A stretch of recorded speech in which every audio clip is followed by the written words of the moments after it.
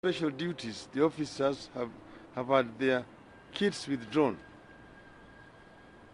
They have been issued with clearance certificates and asked to report to police headquarters to be issued with discharge certificates on or before 2nd July 2017. In other words, their forces identification cards have been withdrawn. These officers have been picked from the various police formations, including the GSU, the Kenya Airport Police Unit, Traffic and Dog Unit, among others, across the country. A similar thing has also been done within the National Intelligence Service. Officers withdrawn and some of them deployed as election officials. Recruits to this scheme are also being drawn, of course, I've mentioned, to the National Intelligence Service. Information at our disposal indicate that these officers will be recruited as polling clerks of the IEBC, of course with instructions from the Jubilee administration on how to behave. A similar exercise took place in the run-up to the 2013 elections, when officers drawn mostly from the NIS and the administration police were recruited as polling clerks, IT officers, and into other positions where they proceeded to manipulate and corrupt the system from within to deliver a dubious victory to Jubilee.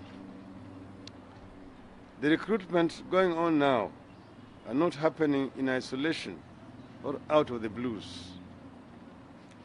They are products of panic strategy meetings by Jubilee that followed both the court rulings mentioned earlier and the NIS polls that showed President Uhuru Kenyatta trailing by a huge margin. You have details of a meeting dated Nairobi, Friday, 16th June 2017, whose preamble said that an opinion poll commissioned by the National Intelligence Service the week before had caused massive panic in government as it put the race at 30% to 70% in favor of NASA. It was after this poll that Jubilee hurriedly formed a team that discussed, in their own words, 3 possible scenarios of the impending general election outcomes and their likely repercussions. The recruitment of police officers into election activities and the mobilization of other security agencies for so-called peace operation fall within the recommendations of the Jubilee team under scenario number 2, which was an undisputed Raila win. The Jubilee minutes dated Friday, 16th June 2017, described a Raila win as tragic and said President Uhuru Kenyatta would outrightly reject the results and refuse to hand over power. It is under this scenario of a Raila win, which now looks increasingly likely, that the ongoing activities fall. The Jubilee strategy team had recommended, among other things, use of police officers as polling officials, presiding officers, polling clerks, and polling or party agents. We are demanding the following from the Inspector General of Police. A. What is the nature of the special duties the police officers have been assigned? B. What is the current posting of the police officers in question? C. What are the criteria that were used to identify the officers to be picked for these special duties? D. Which other police officers are involved in the special duty assignments surrounding the upcoming general elections? Once again, we want to challenge President Kenyatta to go beyond mere rhetoric and show in action that he is prepared to play by the rules and respect the will of the Kenyan people in this election. Uhuru must not subvert the will of the people or overthrow our constitution. His maneuvers indicate that he is not prepared to respect the verdict of the people contrary to his pronouncements. To our supporters, I wish to affirm that there is something good in Uhuru's maneuvers. They indicate Jubilee is struggling and Uhuru is beatable. Having failed the country by presiding over runaway corruption, massive unemployment, and a malfunctioning economy, Uhuru has no achievement to show Kenyans and nothing to propel him. The momentum is with NASA. We are poised for an outright win, and Jubilee must end these maneuvers. We will not be cowed as a people, as the people of Kenya. And I also want to extend by saying that I talked about the minister or the acting minister for internal security the other day, who has been summoning officials of the IBC, supposedly to talk about security matters, but basically just trying to blackmail him. I saw President Uhuru Kenyatta and Ruto yesterday chest thumping at the coast that I should leave Mr. Matiang'i alone. Waswahili wanasema ukitaka kujua mwenye umbwa ni nani, chapa umbwa, alafu mwenye umbwa atatoka. Tuliona jana. Kwa hivyo sisi tunawaambia bana, msitumie ofisa wa serikali vibaya. Wacha wanasiasa wacheze siasa. Bwana Matiang'i anachagua kama anataka kuwa mwanasiasa awe mwanasiasa. Kama sivyo basi akae kando.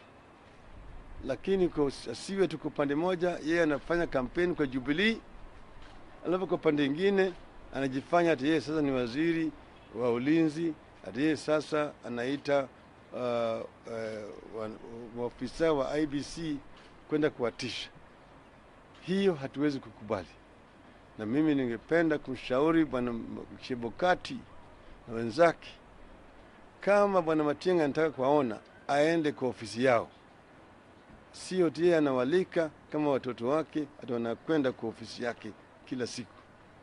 Hiyo kiuka ile uhuru ambayo tume ya uchaguzi imepewa kikatiba. Shukrani. Katika hii taarifa tumesema na tumetoa thibitisho ya kwanza, kuna njama ya kutumia maafisa wa polisi kwa njia mbaya katika uchaguzi inazokuja. Tumepata barua ambayo imetoka ndani ya polisi ambayo askari wengine wanatolewa kwa kazi ya kawaida, wanaamrishwa kurudisha vitambulisho vyao ili wapewe ati kazi maalum wakati huu. Na tuna thibitisho kutoka kwa wale maaskari wenyewe ati wanapewa kazi ya kuingia kwa mambo ya uchaguzi. Watumiwe kama ofisa wa uchaguzi, wengine kama agent, wengine kama clerks wa Jubilee katika uchaguzi zijazo. Vile vile tunajua ati kuna njama ya kutumia wanajeshi siku hiyo ya uchaguzi na kinyume ya sheria. Vile ninavyojua, rais hana uwezo wa kutumia jeshi au kutoa amri ya jeshi watoke kwenye vituo vya kijeshi na kuja kwa barabara bila idhini ya bunge. Na bunge imefungwa na hakuna idhini ambayo bunge imepatia Rais Uhuru Kenyatta kutoa wanajeshi kwenye vituo vya jeshi. Ningependa tena vile kurudia haya, kuambia wanajeshi wetu wametuhudumia vizuri tangu uhuru mpaka wakati huu. Ningependa kumwambia yule mkuu wa jeshi asikubali kutumia vibaya wakati huu wa uchaguzi. Asikubali kutumia jeshi kukaa katikati ya Wakenya na waamuzi wao. Wawache wana Kenya wafanye uamuzi kama Wakenya kwa njia ya kiamani na njia ya kiraia. Let it be a civilian elections, not a military elections. So we don't want our military to be involved in this electoral process. Neither do we want our police officers to agree to be used as agents of Jubilee in these elections.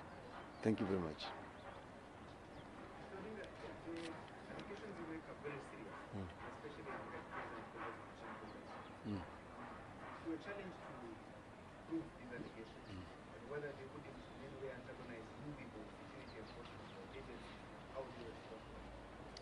We are going to give you written evidence of what we are talking about. I mean, just not talking out of the blues.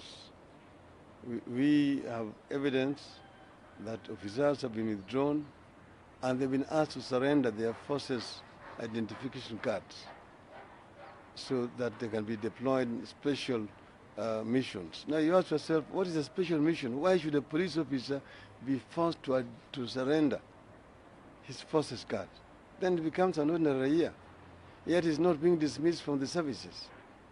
It means he's going to be deployed for clandestine purposes. And it's clear. Some of them have spoken. They're also Kenyans. So I'm not making wild allegations. I'm talking about something that is substantiatable.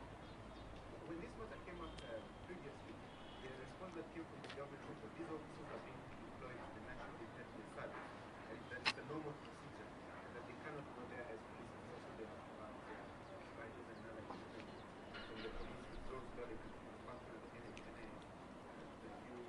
Have you confirmed that?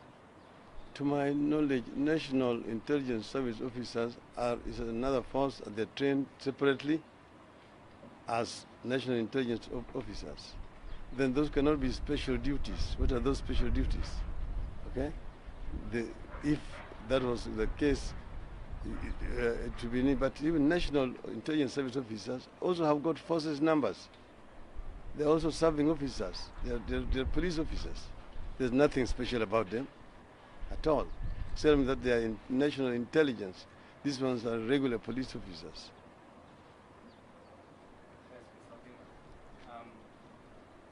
Based on what you say, and assuming nothing is done, how then, as NASA, do you ensure that these officers do not hold themselves? You are not the government. That's why we're telling them not to do it. You are going to ask Uhuru that question. Don't ask me.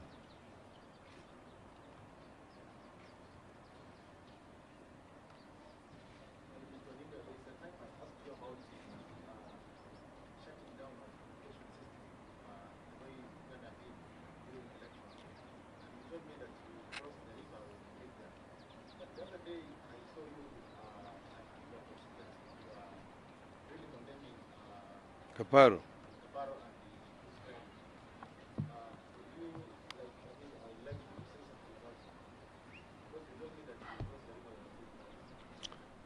I talked to Mr. Kaparo himself when I met him the other day, and he denied ever making such a statement. He said he was talking about hate speech only, and that he has no intention, neither does he have the capacity to shut off communication system. So I told him that this is not Uganda. Remember, Uganda did shut off communication during the polling day the other time. And but we know that everything is being done at advice of their other counterparts elsewhere. Now we have, so we saw this, the director of Communications Authority of Kenya, Mr. Wangusi, the day saying that there will be no direct transmission of results from polling stations. That results must only be released by the Electoral Commission in Nairobi, which completely, of course, ignores the court ruling, which had said that results which are announced by the presiding officer at a polling station is itself final. So it becomes a public information, and the media can pick it from there and broadcast it. The same thing with the results at the tallying center at the constituency. The court ruled very clearly that the tallying results announced by the returning officers at the constituency tallying center are final.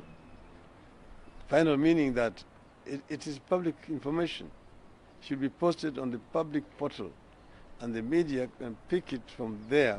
As soon as he announces it, you can even record him live and announce the result of this constituency, this other constituency.